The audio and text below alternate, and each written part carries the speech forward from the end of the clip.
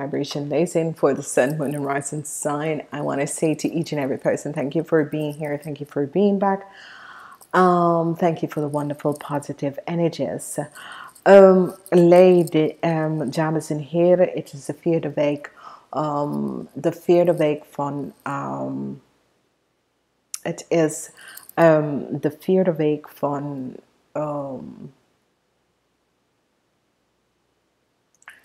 mei. En de week begint met, het is de vierde week van mei en de week is een aarde element. En in deze week heb je mee te maken met een situatie waar je heeft best wel die energy vibration dat gebeurt hier. Het is een positieve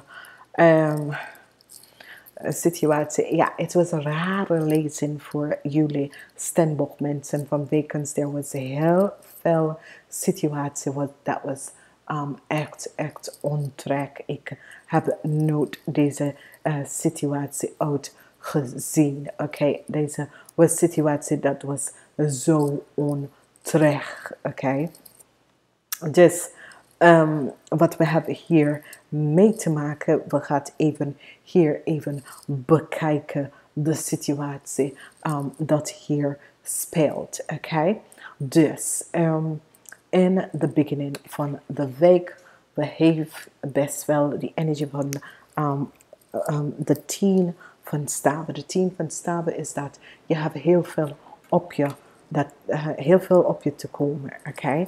Dan hebben wij die energie van de koningin van de staven. De energie van de koningin van de staven. En de energie van de koningin van de staven, het kan een energie dat heeft mee te maken met iemand.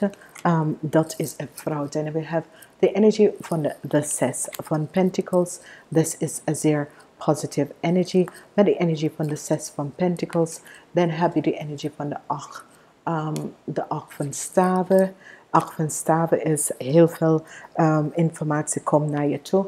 Dan heb je de energie van de 8 van bokkel. De energie van de 8 van bukkel is een zeer positieve energie. Dan hebben wij die energie van de 5 van staven. Dat is conflict. Dus zien jullie wat ik begin? Dan hebben wij de energie van de 7 van staven. Oké. Dus als we bekijken de week, het was heel veel. Daar was een situatie dat je besloten om weg te gaan van een situatie met de koningin van de staven. Dan heb je de energie van de 8 van de staven met je financiële situatie. Dit gaat best wel goed komen. Oké. Dus dat is een zeer positieve energie. Dan hebben wij de energie met de 2 van bokkel. 2 van bokkel heeft mee te maken met een conflict tussen u en de koningin van de staven. Dat kan een Aries, Leo of Sagittarian. Een boodschottenmens. En de obstakels. Oké, dus... er was zoveel obstakels, zoveel situaties is dat je wordt geblokkeerd. Je moet even balans hebben, want je wordt geblokkeerd van allerlei kanten. Dat soort van situatie dat heeft plaatsgenomen.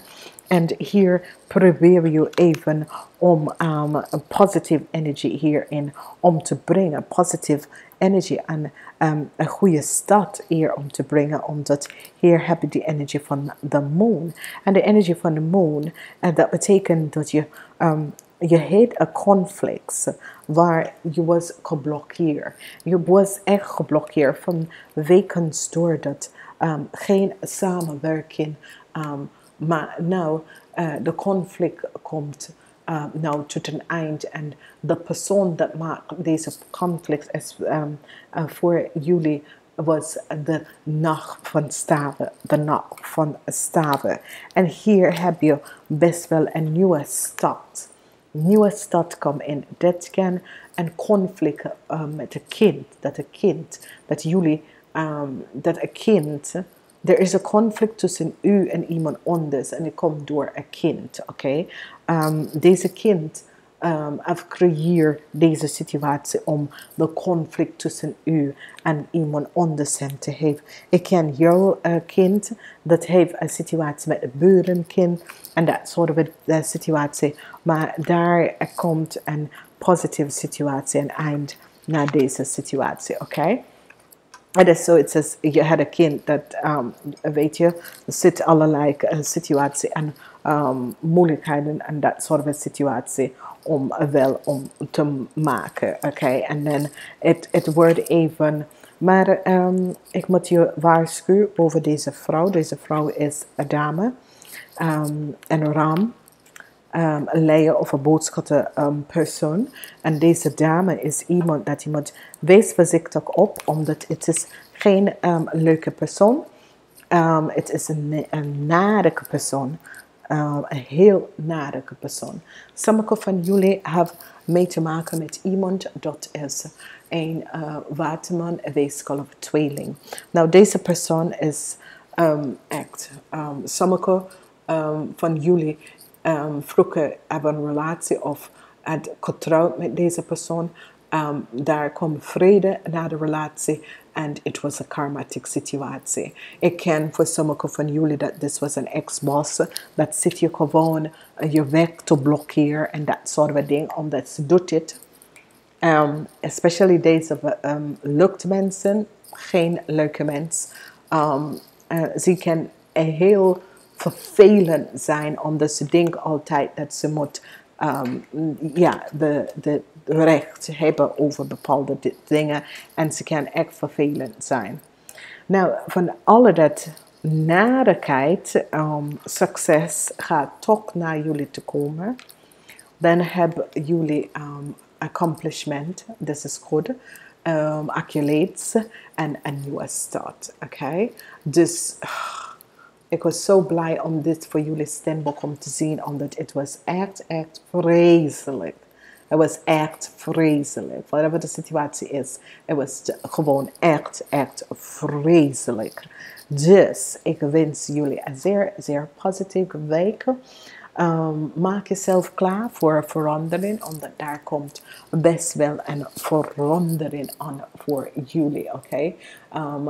Verandering gaat gebeuren mentally of physical, in het fysiek, oké? Dus dit is zeer positief, dames en heren. Ik wens jullie zeer positieve energies en ik wens jullie een positieve avond tot de volgende keer.